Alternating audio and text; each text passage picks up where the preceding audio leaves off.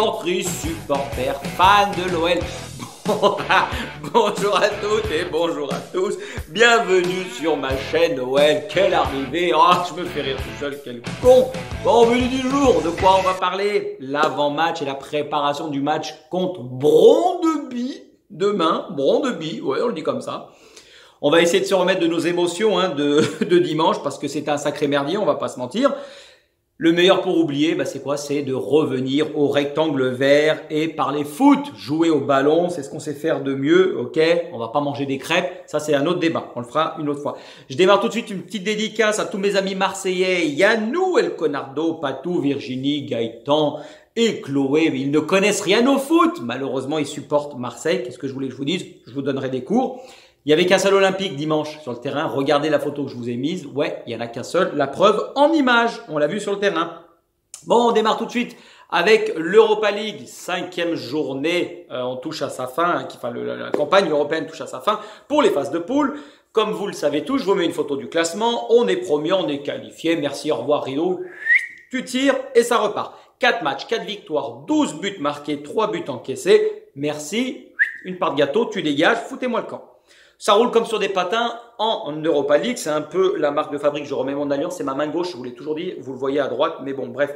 Je sais pas pourquoi. Dites-moi dans les commentaires d'ailleurs pourquoi c'est inversé. J'en ai aucune idée. Parce que Jeff Tuch, il a ses limites. Vous le saurez. Bon. Ouais, ça roule comme sur des patins en Europe. On est qualifié. N'oubliez pas qu'on avait le meilleur indice UEFA de toutes les équipes en lice et engagées dans cette campagne 2021-2022. Donc, on tient notre statut. On est à notre place. Le rang et le standing de l'OL, Cocorico, crac crac, on est là, ok? Brondeby, pour sa part, n'est pas encore éliminé. C'est quitte ou double sur le match de demain. Ah, ils vont tenter de tout faire. C'est comme à la roulette chez Partouche au Lion Vert. Ah, je vous le dis clairement, demain ils vont arriver, t'as plus un rideau dans les poches, bam! Tu poses un bifton sur le rouge à la roulette en espérant que ce soit pas le noir qui sorte. Et attention au jeu d'argent les gones, hein. Ah, vous pouvez vous mettre dans le rouge, madame, elle va pas aimer, ça va siffler. Ne devenez pas addict. Vous finirez par parier sur des championnats de badminton, de je sais pas où, du fin fond du Kazakhstan. Gardez vos sous-sous dans la poche, les gars. Attention à ça, hein. Ouais. Bon. C'est impératif d'obtenir une victoire demain, pour Brondeby. Sinon, eux aussi, c'est terminé. Ça dégage. Parce que dans l'autre match, les Rangers et Prague, se jouent directement. Ils s'affrontent. Donc là, ça va être quitte ou double pour eux. Au niveau de la forme actuelle, je vous mets une photo du dernier match. Quand même, Brondeby, ça reste quand même une équipe en forme. Ils sont allés gagner sur le terrain de Midtjylland. Pardonnez-moi la prononciation. C'était le leader du championnat danois à l'heure actuelle. Regardez les résultats. 5 matchs, 5 victoires d'affilée. Une équipe vraiment en forme et qui a réussi à se replacer en championnat. Regardez le classement. Sans ces 5 victoires, ils étaient un peu dans le ventre mou, mais là, voilà, ils sont quand même revenus. Ils sont en embuscade, tapis dans l'ombre. Ah oui, telle une tortue qui flaire sa proie. Ah, écoutez les conseils de Jeff Tuch. Il n'y a pas de 0-0 avec eux, ça ne chicore pas, c'est du football champagne comme on l'aime. Donc croyez-moi et croyez en mon expérience, demain il y aura du but. Je ne sais pas combien, je vais vous donner le pronom un peu plus tard, mais il y aura du but. Au niveau de la tactique, on l'a vu à l'aller, une équipe rigoureuse. Une équipe qui nous a bien bloqué, qui nous a pas laissé d'espace, pas la possibilité de s'exprimer pendant 45 minutes à l'aile. Ils ont ensuite lâché parce qu'on a quand même des joueurs beaucoup plus techniques et au fur et à mesure, tu peux pas défendre comme ça sans que ça craque. Ça peut arriver, mais là, ça ne l'a pas fait. Karl Magic, on a mis plus d'une heure de jeu. À la 65e, il a ouvert le score. C'était pas facile. Après, une fois que tu as mis le premier, c'est comme le ketchup. Les buts, ça arrive en même temps. Bam! T'appuies, boum, tu pousses, il y a tout qui part. T'en as de partout, tu t'en fous plein les doigts. C'est comme ça. Au niveau de la tactique, il y a encore eu du changement du côté de Brondeby. Comme à l'aller, contre nous, ils avaient commencé en 5-4-1. Regardez, je vous mets la compo en parallèle entre le match aller au Parc OL, j'allais dire à Gerland. Ah, Gerland, tu me manques, Gerland. Et le dernier match contre Midtjylland à l'extérieur. Pour vous montrer une différence d'animation et de placement défensif. Brondeby maintenant ne joue plus, alors 5-4-1 c'était pour bétonner contre nous, vous l'aurez compris, mais maintenant ils ont trouvé cette tactique que le coach permet de mettre en valeur au niveau de l'effectif, c'est le 3-1-4-2. Il y a une défense robuste avec 3 libéraux qui sont alignés, tu as une sentinelle en plus devant la défense au cas où, tu as 2 pistons de chaque côté et 2 mecs puissants vers l'avant. Donc aux tâches offensives, ces mecs-là sont extrêmement importants. Pourquoi ce type de tactique? Parce qu'on sait, voilà, ils ont des joueurs assez limités par rapport à des joueurs comme l'OL, mais dans leur championnat, cette tactique commence à prendre parce que sur les derniers matchs, 5 matchs, 5 victoires, et c'est pas pour rien que cette tactique, elle tient. Ils arrivent à densifier l'axe du terrain. Ils laissent que 2 joueurs sur les côtés, donc ils les sacrifient entre guillemets parce que ces pistons vont peu participer, parce que tout est regroupé dans l'axe, ça laisse très peu d'espace. Dans le dos, ça va être difficile de les prendre parce que vraiment, ça va être regroupé. Oh, tu m'emmerdes, toi, j'ai pas envie de te parler, puis je peux pas te piffrer. Laisse-moi tranquille. Donc, il y a quand même des bons vieux gaillards en face. C'est des mecs qui tiennent la route, qui sont costauds. Sachez qu'en plus, ils seront dans leur élément. Hein. Il va faire 6 degrés là-bas, donc il va falloir serrer les miches. Les gars, t'as intérêt à mettre tes moufles. Ceux sur le banc de touche, tu mets bien le plaid parce que tu vas te les cailler. Et si tu as envie de faire pipi, ça risque d'être compliqué parce que je suis pas sûr que tu vas réussir à la trouver avec le froid qu'il va faire. Attention, hein, ok? L'attaquant Oureux. Excusez-moi pour la prononciation, j'ai pas pu prendre danois en LV16, c'était pas proposé. Petite dédicace à tous ceux qui étaient à l'école. Pierre Termier, oh les bons souvenirs, rue des Alouettes. Dédicace à vous tous et à Monsieur Barba, il se rappellera de l'AS Termier. Oh putain, cartonnet, c'était magnifique, que des bons souvenirs. Ouré, bref, on s'en balèque. Meilleur buteur du championnat actuellement. Il a été absent à l'aller parce qu'il était blessé. Par contre, ça va être le principal danger. Notamment en contre, forcément, parce que c'est un mec qui est assez physique. Ça va mettre du rythme, ça va être costaud. Il va tenter de l'imposer, même si on va avoir majoritairement la balle. Attention à ce joueur. Faudra être concentré dès le début, les gars, ok? Rennes, on va pas parler de ce match, on va pas revenir dessus, mais c'était il y a quand même plus de 20 jours avec le match de dimanche qu'on n'a pas pu faire. Si on a fait 3 minutes dimanche, c'était 3 minutes de trop, je préfère vous le dire. Il valait mieux rien faire. Donc j'espère quand même qu'on a pu travailler pendant l'entraînement toute cette animation, toutes ces phases à la fois défensives et offensives sur la solidité et sur l'animation, même si l'animation elle est bonne, comme je vous ai dit, on marque contre quasiment toutes les équipes, hormis Angers, mais c'était au mois d'août, il faisait trop chaud de toute façon, et puis moi j'étais en Corse, et c'est pour ça qu'ils n'ont pas réussi à marquer. Donc j'espère que voilà, ils ont continué à bosser pour bien comprendre la philosophie du coach. D'ailleurs au niveau des coachs dans le duel, regardez, entre l'entraîneur de Brøndby, Fredriksen, et le nôtre, Fredriksen c'est quelqu'un qui est extrêmement respecté et respectable au niveau du championnat. Il a plus de 100 matchs, vous voyez sur le banc de touche, c'est fantastique. Sur Football Manager, tu aurais une tribune. Alors, rappelez-vous, bam, qu'est-ce que ça vous fait d'avoir fait ces 100 matchs? Même si les interviews, c'est toujours les mêmes, ça fait toujours plaisir de voir son nom apparaître. Brøndby, pour rappel aussi, pour ceux qui ne le savaient pas, c'est un club qui est ultra populaire.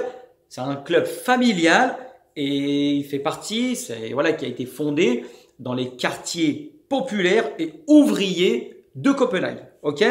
Et le coach, il représente parfaitement cette mentalité. C'est pour ça qu'il est là depuis quasiment plus de 3 piges. Il a des résultats intéressants avec les moyens du bord qu'il a. Maintenant, de l'autre côté, au niveau de la compo, je vous mets déjà d'abord une photo du groupe parce que ça va être un match assez piégeux. Il faudra faire extrêmement attention. Dans le blizzard danois, faut pas se fourvoyer les gars, faites attention, ça va cailler, j'ai déjà froid d'avance. Je suis tiraillé, mais je suis pas excédé. Oui, pas excédé. On n'a pas joué depuis plus de 15 jours. Bravo, il y a mon épouse qui vient de passer, vous l'avez pas vu parce qu'elle marche sur la pointe des pieds. Quel talent. Ah, merci madame, bravo à vous. On n'a pas joué depuis plus de 15 jours, donc je pense qu'on manque d'automatisme. Énorme. Donc, on a un adversaire plus faible sur le papier. C'est la rencontre idéale avec une qualification déjà acquise et qui est en poche. Donc, pour mettre de la cohésion en place, se tester sur la solidité défensive et sur l'animation offensive, c'est bien. Excusez-moi, mais là, vous voyez pas ce qui se passe derrière, c'est pour ça. Mais là, avec le risque qui plane sur nos têtes, avec le retrait de points, qui va être, je pense, acté dans pas longtemps, le retard que l'on a en championnat, est-ce qu'on fait jouer les mini-goals, est-ce qu'on met quand même les titulaires pour redonner un peu de cohésion? Moi, personnellement, j'ai tranché, j'ai consulté avec le staff parce qu'on a discuté hier jusqu'à 21h. Après, je suis allé me coucher. Non, je rigole, j'étais au Jorki. Hein. Ah, les cousins, purée, mais réveillez-vous, faites les déplacements. Armen, t'as voulu... Ah, tu m'as cisaillé, attention, je reviens plus. Hein. Il y a trop de bouchées dans ces joueurs. Mais déplacez-vous, arrêtez de regarder le ballon. Regardez le déplacement des joueurs. Purée, babam, je le répète sans arrêt. Bon, pour en revenir à ça. Avec tous ces risques-là, moi, je pense, là, concrètement, demain, rideau, on ne met que les mini-goals. On ne prend pas de risques. On se déplace à Montpellier dimanche. C'est extrêmement important. On a beaucoup de retard en championnat. On va sûrement prendre des points en moins. On va jouer à huis clos. On va rentrer dans une période où là, l'OL, déjà, personne ne peut nous piffrer. Et puis, on s'en fout. Plus nombreux sont les adversaires, plus belle est la victoire.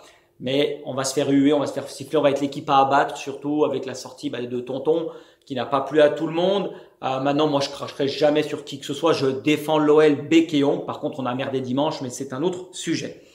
Au niveau de la compo, je mettrai, vous me dites ce que vous en pensez dans les commentaires et qu'est-ce que vous feriez vous de votre côté. Moi, je partirais sur Pollersberg dans les cages. Ok, il mérite d'être revu. Là, sur les 2 matchs qui arrivent avec la réception des Rangers et demain le déplacement en Brøndby, il faut le mettre. Je mettrai à gauche Enrique, Luis Enrique, Tonton Enrique, Enrique Iglesias, prenez celui que vous voulez. En charnière, je mettrai Lukeba et Da Silva et à droite Malo Busto. À la récup, Thiago Mendes et Habib Keita, parce qu'un peu d'expérience avec Mendes et Habib Keita, il est toujours dans le groupe, autant le faire jouer pour qu'on voit un peu ce que ça donne. Au niveau de l'animation offensive, je mettrai Big Shaq d'un côté, Tino Rossi de l'autre et Cherki dans l'axe. Cherki, c'est le moment de prouver. Hop, t'es là la caméra, moi je pars à gauche. Bon bref, je suis à l'envers. Cherki, c'est le moment de prouver. T'as voulu du temps de jeu, tu vas en avoir. Donc en 10, moi je te mettrai. On verra ce que t'as dans le froc, ok? Quoi, tu vas te chier dessus, tu auras le froc plein de merde, soit tu vas pouvoir le poser sur la tête du défenseur parce que tu auras bien joué. J'espère que ce sera la solution numéro 2. En attaque, je mettrai Moussa, Dembouz. On lui fait jouer 60 minutes, après tu sors, on fait rentrer quelqu'un d'autre, ok, histoire de lui redonner du temps de jeu. Par contre, est-ce que c'est judicieux de lui donner du temps de jeu dans un terrain qui sera peut-être pas au top, avec le froid, le gel? Je pense que 60 minutes, ça lui fera du bien. Ensuite, on a quand même à signaler dans le groupe, mon staff me l'a dit, Julien D pour ne pas le citer, on a 3 latéraux gauche, donc Enrique Emerson et le petit Hugo Vogel, excuse-moi pour la prononciation. Il est né en 2004, janvier 2004, le pur goal. Écoute, si t'es là, c'est que tu le mérites, bravo à toi. Pourquoi pas jouer avec 2 latéraux gauche à gauche? Ouais, on peut innover. Au niveau du pronostic, qu'est-ce qu'il dit Jeff Tuch?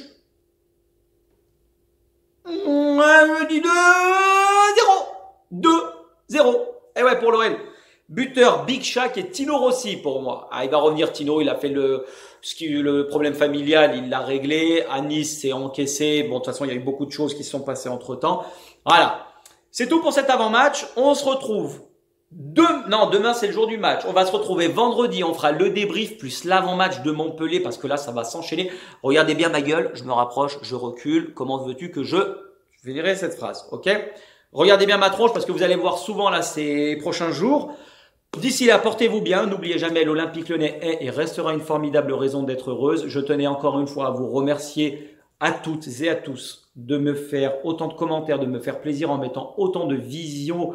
Ça peut vous plaire, ça peut pas vous plaire. Vous me dites ce que vous aimeriez que j'améliore. Je suis là pour ça. Je suis là avant tout pour partager ma passion du foot, mes connaissances, peu importe que j'ai joué à un bon niveau ou pas, ça veut rien dire. Mais voilà, vous me dites ce que vous en pensez, on est là pour échanger. Et puis d'ici là, portez-vous bien et passez une belle journée. Il y a du soleil et des nanas, bref, on s'en balèque. Allez, portez-vous bien, tchuss les gones et belle journée à vous.